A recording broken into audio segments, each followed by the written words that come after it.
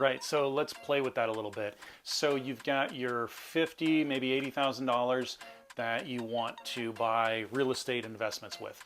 You can go single family and maybe you put that in as your down payment, 20, 25%. Maybe you can actually put less down.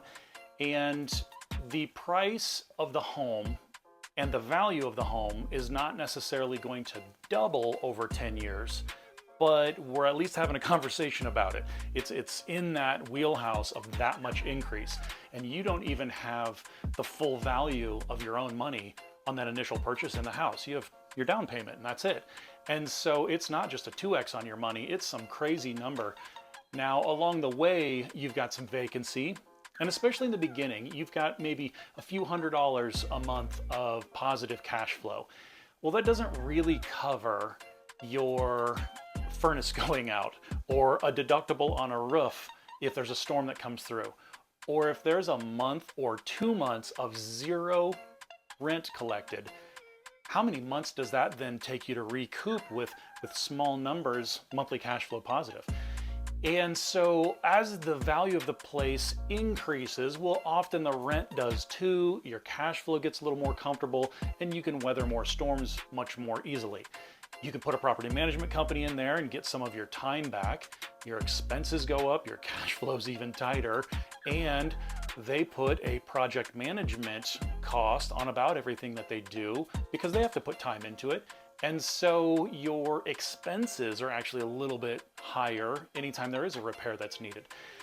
So crazy big return and really good long term, as long as you've got something that can help you supplement it for a little bit, or you can survive and weather that first storm there for a while until the rent increases come in and give you that buffer. Or if you just know that you're just going to play the long-term game and you can be upside down in cash flow for a while, let the tenant pay your principal down, let that explosive appreciation happen, perfect. Large-scale group investments, so call it full passive. You've got your $50,000 to $80,000. You become a member of an LLC that's looking at a particular project. You decide if you want in on that project or not. And you now have general partners or operators that they're the ones that will oversee the property management folks, and they will oversee the execution of the plan on what renovation costs are going in when, what rent increases are happening when. Everybody gets to figure out when that's going to occur, and they talk about it in a different program on the front end.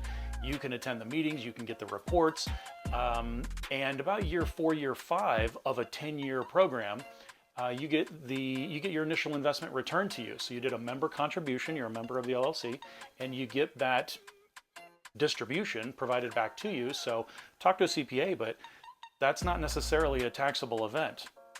You can also then take that money and put it right into a second line of another project.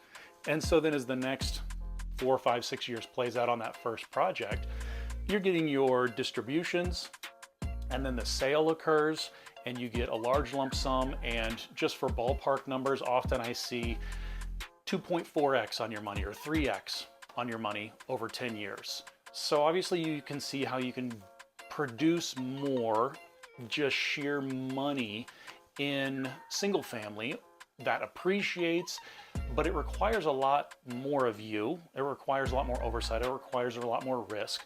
And some folks have time for that, bandwidth, interest. Others, they're just looking at something that is going to outperform a mutual fund. Again, look at every project, because obviously not all of them go as well as others, and your operators really matter. That's why I really tend to lean into a smaller group of operators and look at their projects, because I believe that they're going to follow through on what they said. They're going to put in buffers and margins that others might say, well, we're gonna sell it, and we're gonna be able to sell it, you know, at a 4 cap, 4% capitalization rate, and it's gonna be a tough sell to get a buyer in 10 years from now to buy the property at only a 4% capitalization rate return. that new buyer, that next buyer, I mean, they're looking for a 10% capitalization rate if they can get it. So I want to know that somebody is using their assumptions and their algorithms properly. But that is a high level of single family investment, same money into a large scale group apartment complex or a commercial strip center or medical facility type syndication investment. Pros and cons both ways, good for different people at different timings.